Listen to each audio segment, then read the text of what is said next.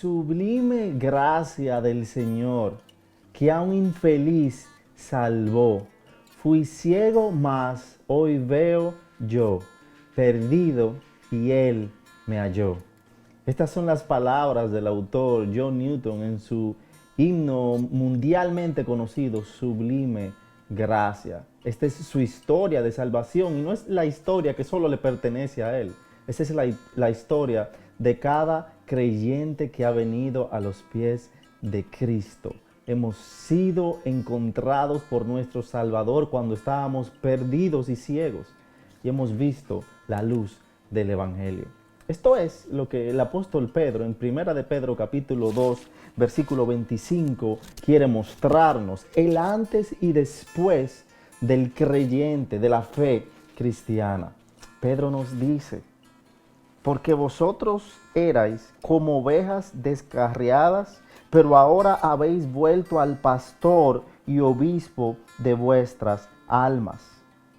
Este versículo es la historia de vida de cada creyente. Contrasta la vida pasada en el pecado con la vida presente en Cristo. Enfatiza la condición tenebrosa en la cual nos encontrábamos y la condición gloriosa en la cual estamos ahora. Ovejas descarriadas es una ilustración perfecta de cómo éramos antes de estar en Cristo. Por su naturaleza, las ovejas siempre están desorientadas, son indefensas, por lo que necesitan un pastor para ser guiadas. Asimismo, tú y yo estábamos sin Cristo, estábamos desorientados espiritualmente por lo que el pecado produce en nosotros, una condición de ceguera espiritual. Éramos totalmente indefensos, no podíamos protegernos, no podíamos cuidar de nosotros mismos.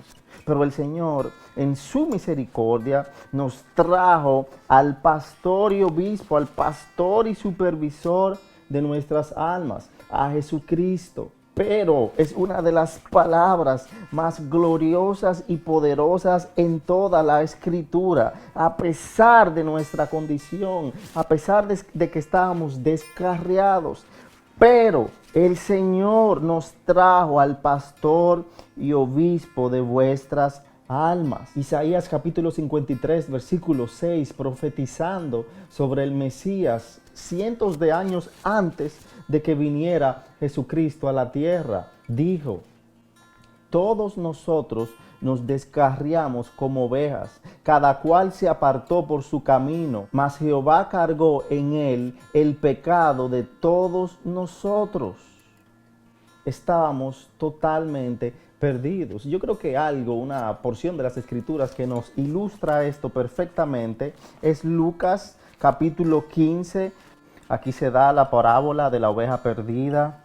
Nos dice desde el versículo 3, entonces él refirió esta parábola diciendo: ¿qué hombre de vosotros, teniendo 100 ovejas, si pierde una de ellas, no deja las 99 en el desierto y va tras la que se perdió hasta encontrarla?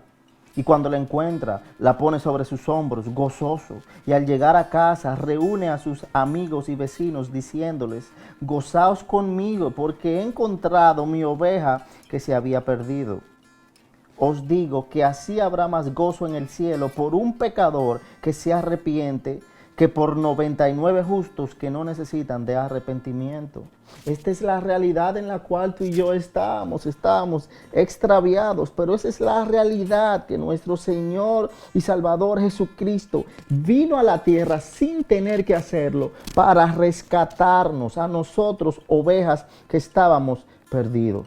Lamentablemente muchos escuchan este mensaje que habla de la condición de aquellos que no están en Cristo y no vienen al buen pastor, quien cuida sus ovejas, quien dio su vida por sus ovejas.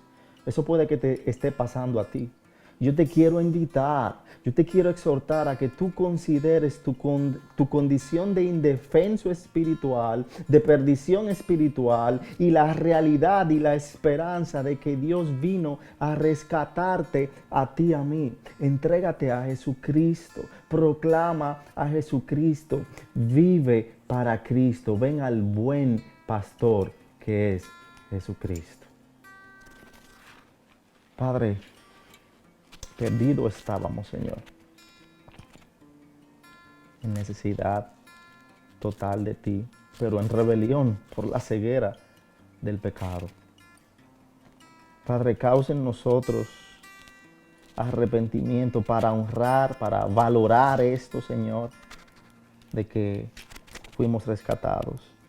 Y en aquellos que escuchan, Señor, que no se han entregado a Jesucristo, guíalos hacia la cruz. Guíalos para que puedan obtener salvación y vida eterna.